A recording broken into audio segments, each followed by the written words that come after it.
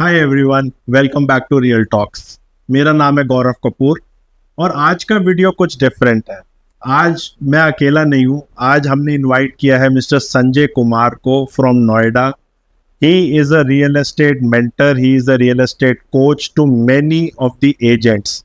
तो आज के वीडियो में हम सीखेंगे कि कैसे हम अपने रियल एस्टेट बिजनेस में ग्रोथ ला सकते हैं, कैसे संजय जी हेल्प करते हैं एजेंट्स को इन लीड जनरेशन, और कैसे वो हेल्प करते हैं in getting more closures per month.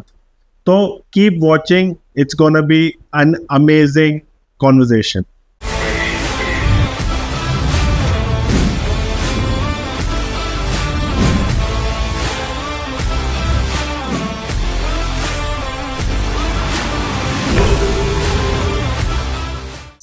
हाय संजय जी, कैसे हैं आप? मैं ठीक हूँ, आप कैसे हैं? All well. सबसे पहले thank you very much for coming. आप स्पेशली नोएडा से आए हैं गुड़गांव हमारे लिए। Thank you very much.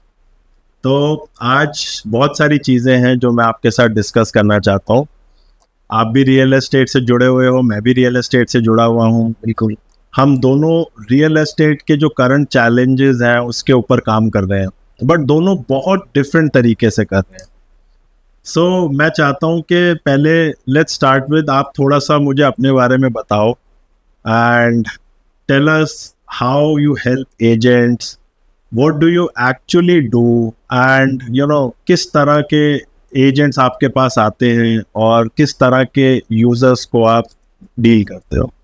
So Gaurav, thank you very much for inviting me once again. And हमारी डिस्कशन काफ़ी समय से हो रही है, लेकिन चलो आज मौका मिला आपके साथ बैठकर बात करने का।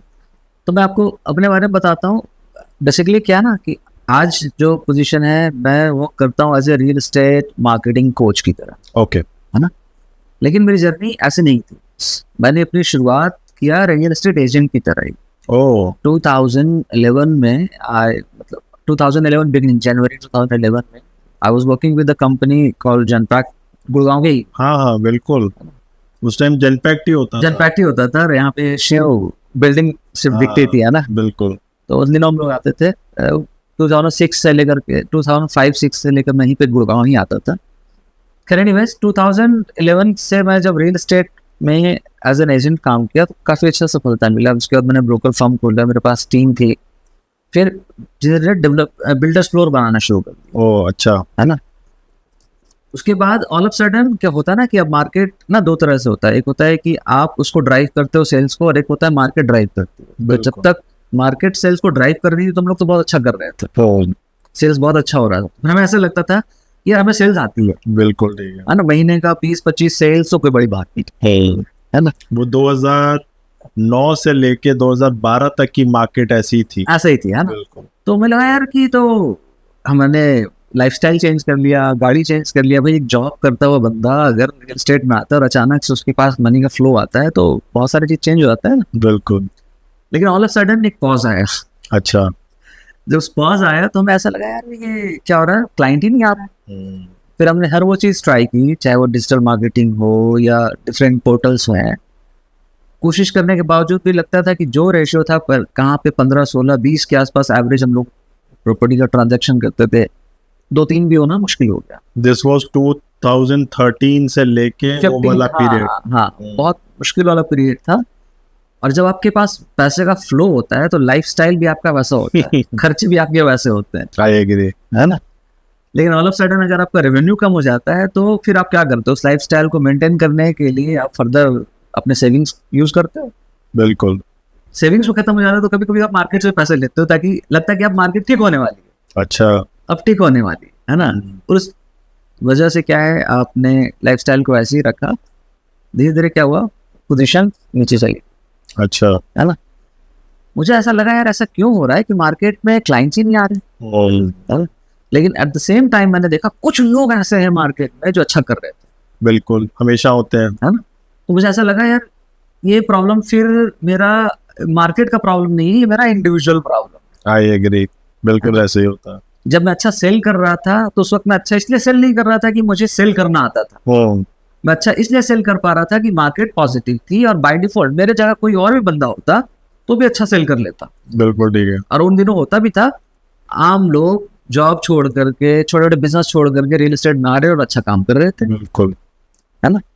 रियल सेल्समैनशिप तो तब आती है जब मार्केट बिल्कुल अपोजिट हो और आप वहां पे सेल करके दिखाओ, आई एग्री। है ना। तो मुझे लगा कि मेरे अंदर स्किल्स की कमी है, या there is something which I don't know, didn't know, है ना। तो फिर मैंने उसको सीखना शुरू किया, अच्छा, जानना शुरू किया। पहले खुद सीखा। हाँ, खुद सीखा। तो सीखने के लिए पहले मैंने इंडिया में बहुत सारे सोचा, किसी मेंटोर को हायर करूँ, किसी कोच को हायर करूँ, तो इंडिया में जनरली थे भी नहीं कोई। तो यूएस में 1-2 मेंटोर मुझे मिले, फिर कुछ यूक्रेन से मिले, कुछ। इस तरह से मैंने अपने लाइफ में अपने पे लर्निंग पे काफ़ी इन्वेस्टमेंट किए और कई साल दिए, वेरी गुड, है ना। 2018 तक लर्निंग मेरी चलती रही और सेल्फ पे इन्वेस्टमेंट होता रहा। फिर मुझे लगा कि यार ये लर्निंग हमें स्कूल और कॉलेज में क्यों नहीं बताया जाता, बिल्कुल, है ना। स्कूल कॉलेज में सिर्फ पैसे से हमें दूर रखा जाता है और कॉलेज खत्म होने के बाद बोला जाता है कि जाओ पैसा कमा करके आओ। पढ़ाई खत्म, पढ़ाई खत्म हो गई, है ना। लेकिन वो जो बेसिक स्किल्स है पैसा कमाने का, बताया ही नहीं जाता। As an agent, as a broker और स्मॉल डेवलपर्स, मुझे लगा कि आई फेल्ड, मुझे कुछ आता ही नहीं था। और I think real estate industry में ये सबसे बड़ी प्रॉब्लम है, जहाँ पे जैसे आपने बोला कोचेस नहीं है, मेंटर्स नहीं है, कोई सिखाने वाला नहीं है, और यहाँ पे कोई एंट्री बैरियर भी नहीं है, तो कंपटीशन भी बहुत हाई हो जाता है। कोई भी आ सकता है, कोई भी आ सकता है। और यहाँ पे क्या है कि आपको मतलब सीखने की ऑप्शंस है ही नहीं, आप अगर सीखना चाहो भी तो भी कुछ नहीं है। आपको सीखने का सिर्फ एक ही तरीका है कि आप किसी के साथ काम करें, हाँ, जो पहले से कर रहा है, बिल्कुल ठीक है, और उससे आप सीखें। तो उसका जो तरीका है आप वही सीखेंगे। कोई इनोवेशन, कोई इनोवेटिव तरीका तो आप कर नहीं सकते ना, बिल्कुल, क्योंकि आपने देखा ही वही। तो अब आप क्या करते हो? तो अब मैं क्या करता हूँ, उसी पॉइंट को कंटिन्यू कर रहा हूँ कि वहां से जो मैंने सीखा कि हाउ टू, तो मैंने देखा कि रियल एस्टेट में मेरे क्या चैलेंज थे कि how to get premium clients, that was the first challenge for me. Clients तो आ गए, वो कन्वर्ट कैसे करूँ उनको? बिल्कुल ठीक है, ठीक है। सो ये 2 प्राइम चैलेंज था। और थर्ड था कि मेरा डिलीवरी कितना स्मूथ हो, कितना बेहतर हो, कि उसका एक्सपीरियंस बहुत अच्छा रहे, नेक्स्ट टाइम वो मुझे रेफर भी कर सके किसी को और करना हो तो। बट मैंने जो देखा है ना, लोग सिर्फ फर्स्ट वाले पॉइंट पे ज्यादा स्ट्रेस देते हैं, लीड जनरेशन। आज किसी भी एजेंट से पूछो, हर बंदा यही बोलेगा कि मेरी सबसे बड़ी प्रॉब्लम है लीड जनरेशन। जो आपने सेकंड और थर्ड पॉइंट बोला बहुत अच्छा लगा मेरे को, जिस पे कोई फोकस नहीं करता कि लीड आ गई, उसमें से आप कितनी क्लोज कर पाए, इसको कन्वर्जन बोला जाता है, वो बहुत लो हो जाता है, बट लोग उस पर ध्यान ही नहीं देते, बिल्कुल नहीं ध्यान देता है। एंड थर्डली, जब आपके पास लीड आ गया, आपने उसको क्लोज कर दिया, उसके बाद जो पोस्ट सेल सर्विसेज हैं, या जो क्लाइंट के रेफरल्स हैं, या सेल क्लोज होने के बाद की जो स्टेप्स हैं, वहां पे तो कोई सोचता भी नहीं है, मेरे को ऐसा लगता है। हाँ नहीं, लेकिन हमारे साथ ऐसा नहीं था। हम लोग ये थर्ड पॉइंट तक सोचते थे, क्योंकि ये जो डिलीवरी वाला जो पॉइंट है ना, बेसिकली ये डिलीवरी नहीं है, ये अगेन लीड जनरेशन एक्टिविटी है। बिल्कुल ठीक है। अगर आपने इसको अच्छे से कर लिया, you get another client from his reference, या उसी का रिपीट बिजनेस भी आपके पास आ सकता था। ठीक है, तो हम लोग ये तीनों साइकिल पे काम करना चाहते थे। तो मेरा क्वेश्चन एक ये है कि आप जैसे लीड जनरेशन करवाते हो या सिखाते हो, जैसे आप एजेंट्स को बताते हो कि प्रीमियम क्लाइंट्स कैसे मिले, तो वो उसमें क्या डिफरेंस है? क्या आपके पास कोई ऐसा मैजिक है, क्या आपके पास कोई ऐसा सीक्रेट इंग्रेडिएंट है जिससे कि उनकी लीड जनरेशन बेटर हो जाती है? वो ऐसा खुद से क्यों नहीं कर पाते, और आप ऐसा क्या सिखाते हो उनको? क्वेश्चन बड़ा अच्छा है, किसी ने पूछा नहीं मुझे ऐसा। तो मैं आपको बताता हूँ, जैसे ना आप अभी देखो, लीड जनरेशन के जितने भी तरीके हैं वो सब ट्रेडिशनल तरीके हैं। बिल्कुल ठीक है। आज से 10 साल 20 साल पहले भी लोग रेफरेंस पे काम करते थे, आज भी कर रहे हैं। बिल्कुल ठीक है। वो आप देखेंगे, या तो न्यूज़पेपर पे ऐड डालेंगे, या बड़े बड़े बुटीक्स लगा देंगे, या डिजिटल मार्केटिंग कर लेंगे। अगर देखा जाए तो 2 तरीके से लोग लीड जनरेट करते हैं, या तो इनबाउंड एक्टिविटीज कर रहे होते हैं, या तो आउटबाउंड कर रहे होते हैं। बिल्कुल ठीक है। प्रॉब्लम वहाँ नहीं है, लीड्स तो आ रहे हैं, मान लिया जाए। लीड्स जो आते हैं, उसके बाद जो क्लोजर या डिस्कशन जब हो रहा हो, तो डिस्कशन क्या होता है कि सर ठीक है, आपका बात मुझे समझ में आ रहा है, आप मुझे बताओ कि बेहतर डील क्या दोगे। डिस्काउंटिंग पे आ जाती है। डिस्काउंटिंग पे आ जाती है। अगर आप अच्छे डील दे पाओगे, डील आपसे क्लोज होगी, अदरवाइज तो कोई दूसरा, है ना। So what I am saying, मैं क्या उनको कोच करता हूँ कि how can you position yourself in the market, कि जो क्लाइंट आपके पास आएगा वो कंपटीशन को देखेगा भी नहीं। अच्छा, वेरी गुड, है ना। वो बोलेगा कि मुझे डील करना है तो आपसे करना है, इतना हैवी कंपटीशन होने के बाद भी। हाँ। सो बेसिकली क्या होता है, see there are two things in the market. आपको ये मानना पड़ेगा कि अगर रात है तो दिन भी होती है. तो अगर आपको क्लाइंट के पीछे भागना पड़ता है तो इसका मतलब है कि ऐसा भी कोई प्रिंसिपल होगा जिससे क्लाइंट आपके पीछे भागे. बिल्कुल ठीक है. लेकिन हम उस प्रिंसिपल पे काम इसलिए नहीं करते हैं क्योंकि हमें पता नहीं है. हमने रियल एस्टेट बिजनेस कैसे सीखा? उन लोगों से सीखा जो कोल्ड कॉलिंग कर रहे हैं, स्टैंडिंग लगा रहे हैं, या ब्लास्ट कर रहे हैं मैसेज का, या रैंडम एडवर्टाइजमेंट्स डाल रहे हैं. और हमें लगता है कि this is the only way to do business. तो हमारा भी जो प्लेटफॉर्म है ना रियल बेटर, उसमें भी हम लोगों को यही बता रहे हैं कि लीड तो आपके पास भर भर के हैं. ठीक है, आप सारे सोर्सेज से लीड तो जनरेट कर लेते हो, बट जब क्लाइंट आपके पास आ जाता है तो उसकी एक्सपेक्टेशन होती है कि वो आप उसको ज़्यादा से ज़्यादा ऑप्शंस दिखाओ. ठीक है, आप उसको ज़्यादा से ज़्यादा प्राइमरी सेकेंडरी सारी ऑप्शंस वो देखना चाहता है क्लोज करने से पहले, क्योंकि ट्रांजैक्शन वैल्यू आजकल बहुत बड़ी हो गई. बिल्कुल सही बात. वहाँ पर आके मेरे को ऐसा लगता है कि एक एजेंट अटक जाता है, बिकॉज हर एजेंट के पास एक very limited set of inventories होती है. तो फिर क्लाइंट मजबूर हो जाता है 2, 5, 10 एजेंट्स के पास जाने के लिए. अगर एक क्लाइंट उनको सिर्फ 2 प्रॉपर्टीज दिखा सकता है तो वो 10 एजेंट्स के पास जाते हैं ताकि वो 20 प्रॉपर्टियां देख पाए बिफोर दे क्लोज. सो हमारा जो रियल बेटर प्लेटफॉर्म है वो भी सिमिलरली हम उनको फोकस करते हैं कि जब लीड आ गई है तो आप उसको कैसे अच्छे से क्लोज कर सकते हो, कितनी जल्दी क्लोज कर सकते हो, एंड सिमिलरली आपका लाइफ कितना आसान हो जाता है. मुझे तो बड़ा अच्छा लगा. आप मुझे अभी थोड़ी देर पहले आप मुझे वो फीचर दिखा रहे थे कि आपके पास तो डेवलपर्स का वो क्या था, वो शॉप, डेवलपर स्टोर. इतना जबरदस्त फीचर है. मुझे ऐसा लगता था कि फीचर्स का मेरे पास होता तो मैं तो क्या कर लिया होता उस वक्त. कारण मैं बताता हूँ इसका, कि हमारे पास ना कोई अगर लीड आ गया कि भाई ये डील क्लोज करनी, तो उस वक्त तो जो हमारे पास लिमिटेड इन्वेंटरीज होती है हम उसके बारे में बात कर रहे हैं. थर्ड के बारे में तो बात ही नहीं कर सकते, फोर्थ के बारे में बिल्कुल बात नहीं कर सकते.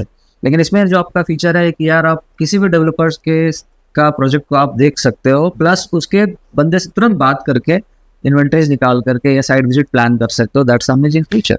सर ये भी ना हमारा कस्टमर इनसाइट से ही निकल के आता है, क्योंकि कस्टमर को अगर आप बोलो कि मेरे पास सिर्फ 2 ही प्रोजेक्ट्स हैं या मैं सिर्फ 2 ही डेवलपर के साथ काम करता हूं, तो फिर कस्टमर भी नाराज हो जाता है, बिकॉज ही वांट्स ऑप्शंस.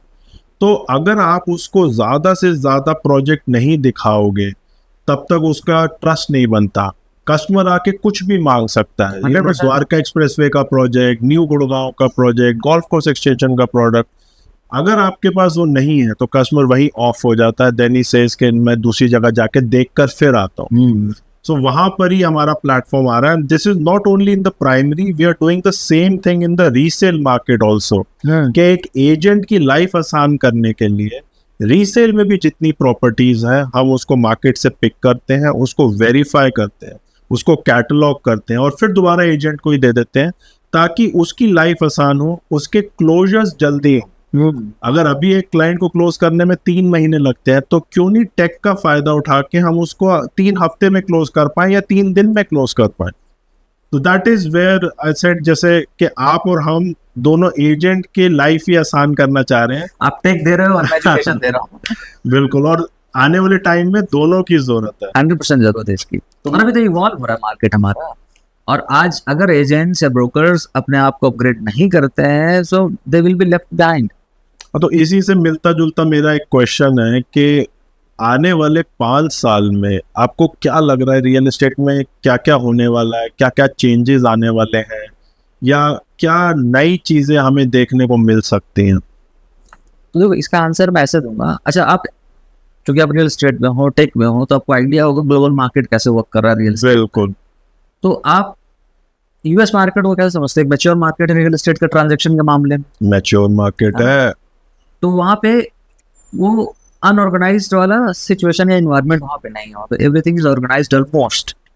वहाँ पे तो ये भी ट्रैक होता है कि एक एजेंट पूरे साल में कितना कमीशन बना रहा है. वहाँ पे ना मैंने क्या देखा, फॉरेन में डेटा बहुत अवेलेबल है. हाँ. जिसकी कमी इंडिया में 100% यहाँ पे कमी इसकी है. आज आप अगर रेरा के वेबसाइट पे चले जाओ तो मुश्किल से 1 लाख एजेंट भी रजिस्टर्ड नहीं होंगे. 1 लाख भी नहीं है, 80,000 के आसपास हैं अभी रजिस्टर्ड एजेंट्स. इतने बड़े कंट्री में, इतने स्टेट्स में अगर वो ऑलरेडी रेरा काम कर रही है, बावजूद उसके रजिस्टर्ड एजेंट्स आपके पास मुश्किल से। जबकि हमारे पास डेटा है कि टॉप 8 सिटीज के अंदर ही there are more than 10 lakh agent, सिर्फ टॉप 8 सिटीज की बात कर रहे हो। हाँ होंगे। तो मैं वही कह रहा हूँ कि अगर आप कहें कि अगले 5 साल में रियल एस्टेट कहाँ जाने वाला है, तो मैं आपको ये बताने वाला हूँ कि यूएस आज जिस मेच्योरिटी लेवल पे है, आप ऐसा मान लें कि हम लोग यूएस से 20 साल पहले पीछे हैं, चल रहा है, अभी चल रहा है। सो इसका मतलब क्या हुआ, अभी अब देखो क्या क्या चेंजेस आए हैं रियल एस्टेट मार्केट में। नई नई इंस्टीट्यूट खुल रहा है ओके, जो रियल एस्टेट स्पेसिफिक एजुकेशन दे रहा है। एमबीए इन रियल एस्टेट, मैंने आपने पता नहीं सुना, नहीं सुना? हाँ जी।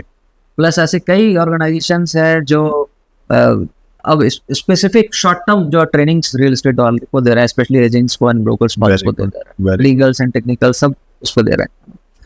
तो जब किसी इंडस्ट्री में इंस्टीट्यूट खुलने लग जाए, जैसे आप आईटी में देखिएगा, आईटी जब 2000 के टाइम में था, इंस्टीट्यूट भी खुलने लग गए, तो मतलब वो क्या एक्सपेक्टेशन थी कि बहुत सारे लोग आने वाले हैं। बिल्कुल ठीक है। तो बहुत सारे लोग आने वाले हैं और वो एजुकेशन के थ्रू, टेक्नोलॉजी के थ्रू अब वो मार्केट में एंटर कर रहे हैं। जो लोग पहले से 15 साल से 20 साल से 25 साल से काम कर रहे हैं, अगर वो अपने आप को अपग्रेड नहीं करेंगे तो अगले 5 साल में वो मार्केट से जाने वाले हैं या उनकी तैयारी हो रही है। बिल्कुल ठीक। तो अब देखें ना, एआई कोई है ना, एआई हो गया आपका, वर्चुअल रियलिटी हो गई आपका, ब्लॉकचेन हो गया, ये सब ना रियल एस्टेट में था नहीं पहले, और ये सब आ चुके हैं। इस पे काम हो रहा है बैकएंड में, अभी लोगों को पता नहीं चल रहा है। और एक के बाद एक नई नई चीजें अगले 1 साल में 2 साल में आएंगे, तो लोगों को लगेगा अरे क्या हो रहा है। बिल्कुल ठीक है। जैसे आपने लास्ट वीडियो में आपका भी मैंने देखा था, आपने बताया था आधार के बारे में। हाँ जी, प्रॉपर्टी आधार के बारे में, है ना। So that is also result of this blockchain. हाँ, ब्लॉकचेन या ऑल्सो साथ में जो है ना, अभी जो डेटा गवर्नमेंट की तरफ से आ रहा है, ये रियल एस्टेट इंडस्ट्री अगले 6 साल में मोर देन डबल होने वाली है। हाँ वो तो है, वो प्रेडिक्टेड है। आप तो अगर इंडिया, इनका IBF का जो रिपोर्ट है ना, इंडिया ब्रांड इक्विटी फाउंडेशन का जो रिपोर्ट, अगर आप उसमें देखेंगे तो 1 ट्रिलियन का रखा हुआ, फोरकास्ट किया है 2030 तक। हाँ जी, 2030 तक। सो मुझे लगता है कि उसको ही पार कर जाएगा जो सिचुएशन है मार्केट। तो एक चीज बताओ, अब जैसे फर्स्ट टाइम प्रॉपर्टी बायर अगर कोई है, तो उसके लिए आपकी क्या टिप्स है, या क्या आप उनको क्या सलाह देते हो हमारे पॉडकास्ट के थ्रू? उनको कैसे अभी देखना चाहिए इंडस्ट्री को? नहीं, इंडस्ट्री को कैसे देखना चाहिए मतलब उनको अगर परचेज करना है तो क्या करना चाहिए फर्स्ट टाइम जो प्रॉपर्टी बायर्स हैं? क्योंकि अभी क्या है, data first time property buyers जो पहले 35 प्लस होते थे, अब वो कम होके इंडिया में 25 plus are also buying property now. जिनके पास कोई एक्सपीरियंस नहीं है, जिनके पास इनकम है बट उनके पास prior real estate buying experience नहीं है, तो उनके लिए बिल्कुल एक नया ब्लैक बॉक्स है। तो उनके लिए आपको क्या सलाह रहती है? देखिए, उनके लिए सलाह तो, हालांकि मैं तो सलाह जनरली एजेंट को देता हूँ, लेकिन फिर भी उनके लिए सलाह मैं आपको बताता हूँ क्या होना चाहिए। पहले क्या होता था ना कि प्रॉपर्टी अगर परचेज करनी हो तो इन्फॉर्मेशन कैसे आती थी, पास पड़ोस से, जान पहचान या रिश्तेदारों से आती थी। फिर बीच में क्या हुआ, इवोल्यूशन हुआ और एक बंदा आया जिसको हम लोग कहते थे एजेंट। वो एक एरिया में सारे प्रॉपर्टीज का इन्फॉर्मेशन उसके पास होता था, वो उसको बताता था। बिल्कुल ठीक है। तो वो ना सिर्फ इन्फॉर्मर का काम करता था कि जी प्रॉपर्टी इसका है, उसको बता दिया, मिला दिया और बीच में कमीशन उसने अपना ले लिया। वो सिंपली इन्फॉर्मर का काम करता था। इन्फॉर्मर के बाद जो नेक्स्ट लेवल आया, वो आया कंसल्टेंट एजेंट का, जो बेसिकली, तो एजेंट क्या करता था कि ठीक है जी, इन्फॉर्मेशन के साथ साथ मैं आपका ना डॉक्यूमेंटेशन का भी काम में हेल्प करूँगा। अब बात ना, जो फर्स्ट टाइम होम बायर्स हैं, अब वो बहुत स्मार्ट हैं। उनको ना वैसे लोग नहीं चाहिए जो इन्फॉर्मेशन पे और डॉक्यूमेंट की बात करें, है ना। उनको मार्केट इंसाइट भी चाहिए। बिल्कुल। उनको ये भी चाहिए कि वो उससे बताए कि वो जो डिसीजन ले रहा है उसका वो अच्छा डिसीजन है या नहीं। तो अब वो एक एक्सपर्ट को ढूंढ रहा है ना। तो अगर आप सिर्फ अपना game as a real estate agent खेल रहे हैं तो you are going to suffer. क्या सफर करेंगे? आपके पास क्लाइंट्स नहीं, अगर आप भी गए किसी तरह से, आपने ले भी आया तो कन्वर्ट नहीं कर पाएंगे। बिल्कुल ठीक। तो आपको ना अपने आप को अपग्रेड करना पड़ेगा, मार्केट के एक्सपर्ट वाले लेवल पे आपको आना पड़ेगा। जब एक्सपर्ट का मतलब प्रॉपर्टी का इंफॉर्मेशन के अलावा आपको साइकोलॉजिकल इंफॉर्मेशन भी होनी चाहिए फर्स्ट टाइम होम बायर्स का क्या है नहीं है। तो फर्स्ट टाइम होम बायर को क्या करना चाहिए, जो क्वेश्चन आपका था कि आपको वैसे एजेंट्स को या वैसे ब्रोकर्स को अप्रोच करना चाहिए जो सबसे पहला इस बात का आंसर करे कि आपकी जो पैसे है उसकी 100% सेफ्टी कैसे है। बिल्कुल ठीक, आई एग्री। तो अगर आप फर्स्ट टाइम होम बायर है तो 3 क्वेश्चंस आपको पहले पूछना है। पहला, हाउ इज माय कैपिटल 100 नहीं 1000% सेफ, जो असल है वो पहले सेफ होनी चाहिए। ठीक है। सेकेंड, ये पैसा मेरा ग्रो कैसे करेगा, बिल्कुल यही चाहते हैं सब। ठीक है। The third question they should ask, how fast will it grow. बिल्कुल ठीक है। और एक एडिशनल क्वेश्चन भी उनको पूछना चाहिए कि what is the exit time, कब उसको एग्जिट करना चाहिए इस प्रॉपर्टी से। तो अगर रियल एस्टेट एजेंट्स इक्विप नहीं है इन सारी इन्फॉर्मेशन से, और ये लोग पूछ रहे हैं आज के फर्स्ट टाइम होम बायर्स की, है ना, तो आप समझिए कि आपके पास कन्वर्जन नहीं होने वाला, क्योंकि they are asking this question. तो फर्स्ट टाइम होम बायर्स को हमेशा देखना चाहिए कि जिससे मैं मिल रहा हूँ, जिससे मैं बात कर रहा हूँ, are they able to handle my hard earn money. इसीलिए शायद मेरे को लगता है कि इंडिया के अंदर एजेंट्स बहुत ज़्यादा अंडरपेड है। मैं जब हम यूएस में जाते हैं, यूके में जाते हैं, वहाँ पे जाके हम देखते हैं कि ब्रोकर्स 5 से 6% तक ब्रोकरेज चार्ज करते हैं, because they act like a consultant 100%। And they give you all the information and आपको पर्सनलाइज सर्विस जो आपकी रिक्वायरमेंट है वो देख के समझ के आपको सलाह देते हैं। इवन आप दुबई में जाओ, हम कल भी यही डिस्कस कर रहे थे कि दुबई में भी एजेंट 2 से 3% कमीशन चार्ज करते हैं। हाँ। सिर्फ एक इंडिया है जहाँ पे आज भी ब्रोकर 1% कमीशन पे काम कर रहा है, और वो भी 1% उनको नहीं मिलता है, और वो भी नहीं मिलता, उसमें भी कस्टमर नेगोशिएट करके 0.5% पे आ जाता है। आप मेरे को बताओ ऐसी कौन सी इंडस्ट्री है, ऐसा कौन सी सर्विस है जहाँ आधे % पे काम होता है? कोई भी नहीं है। तो इसीलिए शायद इंडिया में एजेंट्स अंडरपेड हैं, और जब वो अपना स्किल सेट बढ़ाएंगे, जब वो अपनी नॉलेज को बढ़ाएंगे और कस्टमर को बेटर सर्विस देंगे, तब शायद हम भी आने वाले फ्यूचर में 2 से 3% कमीशन चार्ज कर पाए। वो 100% होगा वो, लेकिन वो उन लोगों के लिए होगा जो अपग्रेड करना चाहते हैं, जो अपग्रेड करना चाहते हैं। एक चीज और बताओ, क्या रियल एस्टेट में कोई ऐसा फॉर्मूला है, कोई ऐसा साइंस है, जैसे मैथमेटिक्स में होता है ना, कोई क्या ऐसा मैथमेटिकल फॉर्मूला है जो आप एक इन्वेस्टर को या एक एंड यूजर को आप बताना चाहो? क्या कोई ऐसा आपने फिगर आउट करा है इतने सालों में कि यार ये कर लोगे तो आपको सक्सेस मिल जाएगा रियल एस्टेट इन्वेस्टमेंट में? आप पूछ रहे हैं एक इन्वेस्टर के स्टैंड पॉइंट से? हाँ, मतलब एक इन्वेस्टर के स्टैंड पॉइंट से सक्सेस रियल एस्टेट में, क्योंकि लोगों को डर लगता है, तो क्या ऐसा कोई फॉर्मूला फिगर आउट कर पाए हो? हाँ, बहुत सिंपल सा फार्मूला है, और ये हमारे मतलब दादा लोग भी करते थे या उससे पहले भी लोग भी करते थे ना। देखिए, प्रॉपर्टी हर कोई नहीं खरीद सकता। प्रॉपर्टी खरीदने के लिए ना इंसान को विजनरी होना पड़ता है। अच्छा, है ना, इम्पॉर्टेंट है ना। विजनरी मतलब आज से 5 साल 10 साल 20 साल 50 साल you can visualise, only then you can become a good investor. अच्छा, that's what I have figured out, है ना। तो होता क्या है कि अगर आप इन्वेस्टर हैं और आप इन्वेस्ट करना चाहते हैं, तो पहले आपको ये देखना है, जो मैंने आपसे क्वेश्चन पूछा था, कि आपको उनकी बातों पे नहीं जाना है कि सर ये डबल हो जाएगा, आप ले लो 2 साल में ना। अपनी रिसर्च, उनको भी अपनी रिसर्च करनी चाहिए। 100% उनको अपनी रिसर्च करनी चाहिए, है ना।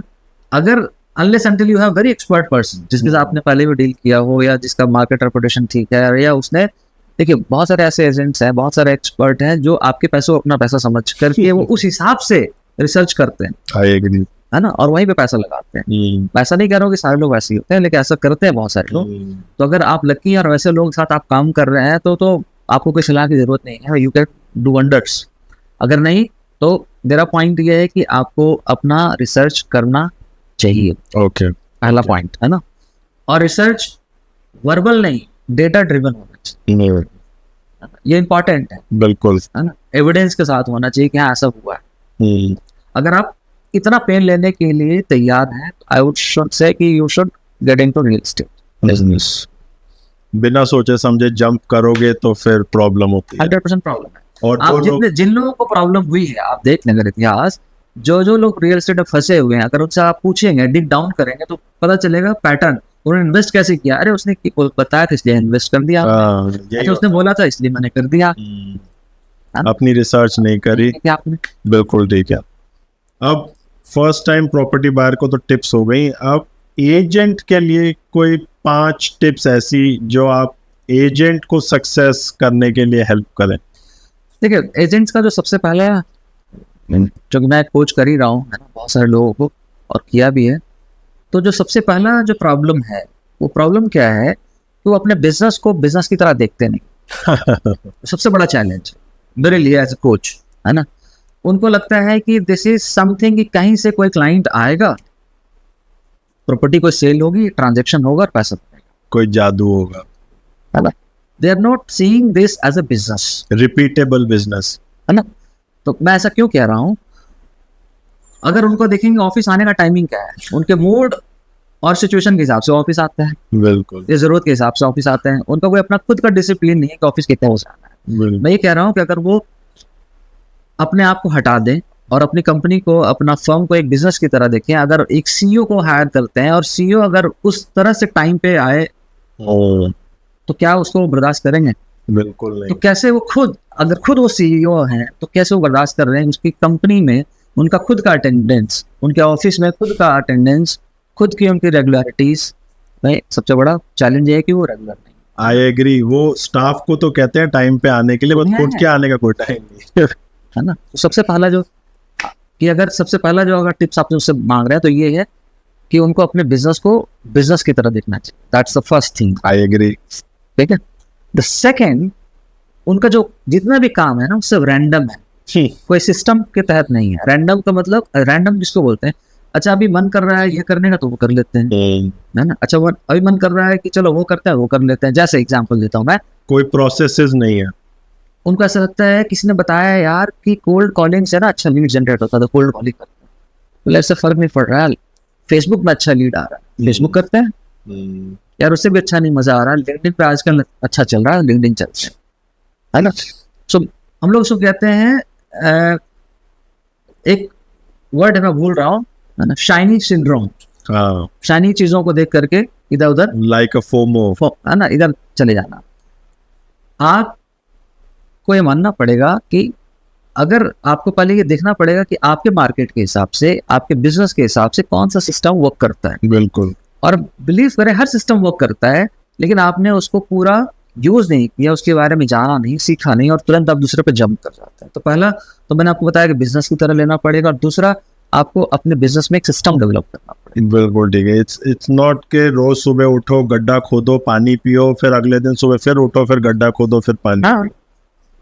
थर्ड जो टिप मैं बता रहा हूँ कि अगर मैं उनसे पूछूं कि क्या प्रेडिक्शन है अगले मंथ आप कितने सेल कर पाओगे, 90% को नहीं पता। अगर आप अपने बिजनेस में ये प्रिडिक्ट नहीं कर पाओ कि नेक्स्ट मंथ मेरा क्या सेल होने वाला है, इसका मतलब ये है कि you are not in the business.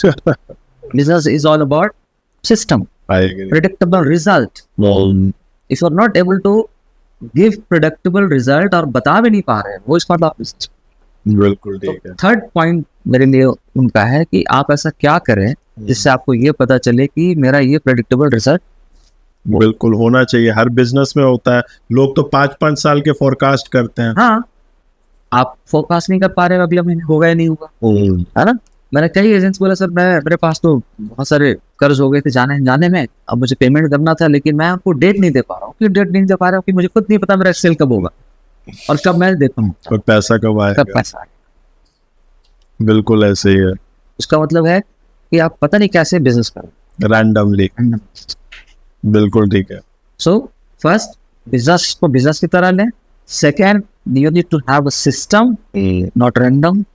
Third, you should have predictable result. बिल्कुल, प्रेडिक्टेबल रिजल्ट का सिस्टम होना चाहिए, है ना।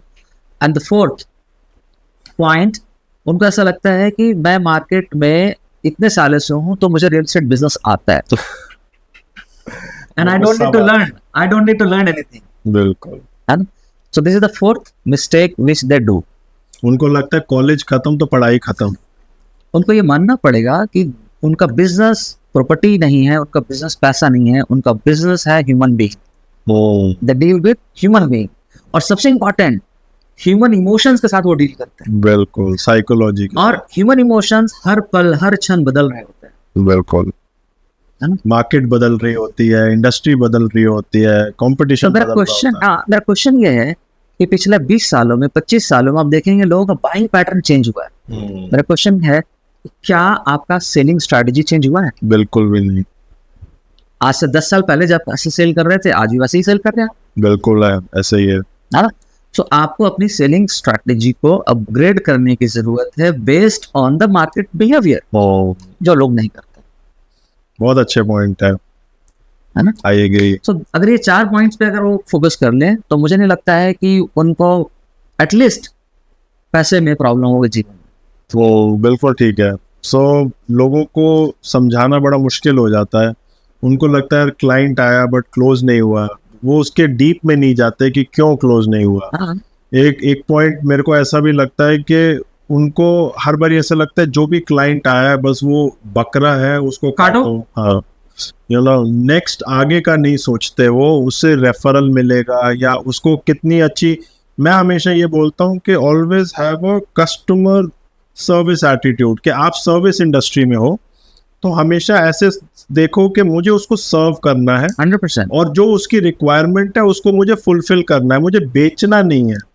Real estate agent is not a salesman. मैं बार बार ये लिंक्डइन पे बोलता हूँ कि हमारा काम बेचना नहीं है, हमारा काम है उसकी जो पेन है या उसका जो चाहिए वो हम कैसे सॉल्व करें अच्छे से 100%। तरीके से। और जो लोग अच्छा कर रहे हैं वो इसलिए कर रहे हैं कि वो इस फिलॉसफी को फॉलो कर रहे हैं। बिल्कुल ठीक है, जो आपने बताया। I agree sir. एक चीज और बताओ, जो इंडिया के अंदर जितने भी क्लासिफाइड पोर्टल्स हैं, 99 एकड़, मैजिक ब्रिक्स, क्या आप वो अपने जो आपके स्टूडेंट्स हैं या जो लोग आपसे सीखने आते हैं उनको आप रिकमेंड करते हो कि उनको वहाँ जाना चाहिए या कैसे उनका फ़ायदा उठाना चाहिए? गौरव, मेरे ज़्यादातर जो स्टूडेंट है या जिनको मैं कोच करता हूँ ज़्यादातर वो बिजनेस ऑनर्स हैं और वो ऑलरेडी रियल एस्टेट में 5 साल से 10 साल से काम कर रहे हैं, 15 साल से काम कर रहे हैं और वो अच्छा सेल कर रहे हैं। अब उनको एक नेक्स्ट लेवल पे सेल करना है। ओके, है ना? तो वो ऑलरेडी ये पोर्टल्स को यूज कर रहे हैं। ओके, और अगर वो मुझसे कोचिंग ले रहे हैं इसका मतलब है कि उनको रिजल्ट नहीं आ रहा, तो कोचिंग ले रहे हैं। ठीक है, पैसे खराब कर रहे हैं बट रिजल्ट नहीं आ रहे हैं। सो कोई ना कोई ऐसा चीज तो है, मिसिंग है कहीं ना कहीं। तभी तो लाखों का पैकेज लेते हैं या फेसबुक पे ऐड खर्च कर रहे हैं या गूगल पे ऐड डाल रहे हैं और बावजूद उनको ऐसा लगता है कि यार लीड्स कन्वर्ट नहीं हो रही। अगर हो भी रही है तो उनका जो पर लीड कॉस्ट है वो बहुत ज्यादा चाह रहा है, पर डील क्लोजर का जो एक्सपेंस है उनको बहुत ज्यादा चाह रहा है। गूगल तो बड़ा सिंपल है ना, गूगल तो एजेंट्स को और बिल्डर्स को आपस में लड़वा रहा है, जिसको वो बिडिंग वॉर बोलते हैं, कि आप एक क्लाइंट के लिए आप कितना ज्यादा बिड करते हो उतना ही गूगल का फायदा है। अब बिल्डर्स जो है, डेवलपर्स, वो बड़ी बिड्स लगाते हैं तो लीड्स उनके पास चली जाती है। 100%। एजेंट जो बिड नहीं लगा पाते उनको लीड नहीं मिल पाती अच्छी। तो इनके लिए आगे यू रिकमेंड के, मतलब मेरा एक क्वेश्चन ये है कि एजेंट्स डरते क्यों है टेक यूज करने से, या आज भी क्यों वो CRM सॉफ्टवेयर्स और जो नई नई टेक्नोलॉजी प्लेटफॉर्म्स आ रहे हैं उनको क्यों नहीं यूज करते हैं? क्या आपको क्या लगता है? नहीं, क्यों यूज नहीं करते हैं मैं ऐसा नहीं बोलूँगा। देखिए मैं बताता हूँ अभी, जैसे कि कलर टेलीविजन जब आया थी इंडिया में तो बहुत सारे लोग फिर भी ब्लैक एंड व्हाइट टीवी देखते थे। अच्छा, है ना? वो उनको यूज नहीं करते थे, उनके कई परसेप्शंस थे कि महंगा है, हमारा काम अभी से चल ही रहा है तो क्या है ना? ये ना फेज होता है, जब भी कोई नया चीज आता है तो लोगों में एक्सेप्ट करने में टाइम लगता है। कुछ लोग ऐसे होते हैं जो इनोवेटिव माइंड को होता है, तुरंत एक्सेप्ट कर लेते हैं नई अपॉर्चुनिटीज को और वही लोग आगे बढ़ते भी हैं। कुछ लोग होते हैं जो वेट करना चाहते हैं, वो देखते हैं कि अच्छा पहले लोग देखते हैं चलेगा। अक्सर ऐसा होता है, कोई नया गाड़ी का मॉडल लॉन्च हो या कोई नई चीज आए तो कुछ लोग होंगे जो लाइन लगा करके उसको लेना चाहते हैं। बिल्कुल। And they are kind of people जो विजनरी यूज करते हैं, है ना? कुछ परसेंटेज हमेशा ऐसा मिलते हैं, हमारे रियल एस्टेट में भी है। आज भी मैं बता रहा हूँ वो डायरियों पे काम कर रहे हैं। क्या उनके पास एक्सेस नहीं है एक्सेल का? क्या उनके पास CRM का एक्सेस नहीं है? क्या अच्छे टेक का एक्सेस नहीं है? उनके पास भी है, बिल्कुल। But they love to work on diaries. वो आज भी चाहते हैं कि मैं 100 किलोमीटर की जो रास्ता है पैदल ही तय करूं, जबकि हमारे पास कई व्हीकल्स अवेलेबल है ना? So you can not change. हाँ, आपको करना क्या है, हमें और आपको क्या करना है, फोकस उन पे करना है जो चेंज करना चाहते हैं। पहले उनको साथ उनको पहले साथ लेके चले, वो फिर बाद में आ जाएंगे दीदी वो भी। Thank you very much Sanjay ji, बहुत मजा आया, बहुत सीखने को मिला आज मुझे भी। हम आगे दोबारा मिलेंगे और बहुत जल्दी कुछ मिलके साथ में भी करेंगे। डेफिनेटली करेंगे, मुझे बहुत मजा आया। Thank you very much. Thank you.